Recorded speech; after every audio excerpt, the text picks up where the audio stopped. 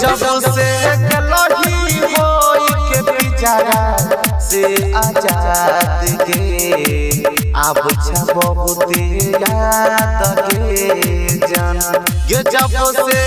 लड़ी होई के पिजरा से आजाद के अब बहुत याद के जान के तोरा बिना जिंदगी भेलै बहुत गे अब बहुत याद गे जान अब बहुत याद गे जान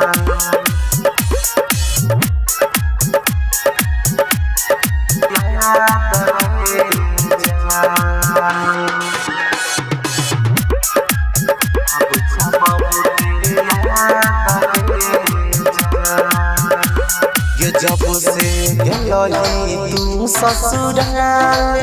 प्यार बिना डोबै छौ गे यार गे पगली रहबै छौ तोहर यार गे जब से गई तू ससुराल प्यार बिना डोबै छौ गे यार गे तोरा बिना करै दिलवा हमर विवाद गे अब बहुत याद के जान के जब से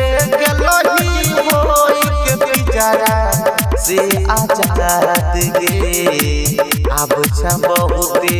याद के जान अब बहुत याद के जान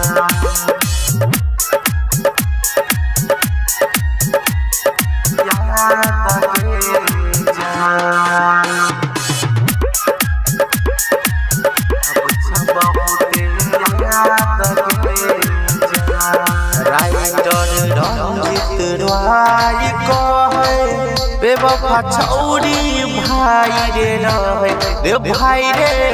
छौरी बेवफा रहे राइटर रंजित राय कहे बेवफा छौरी भाई रे रहे सुभाष विकास के प्यार के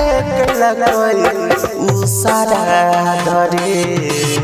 अब बहुत याद के जान गे जब से होई के लड़ी पिजरा से आजाद गे अब बहुत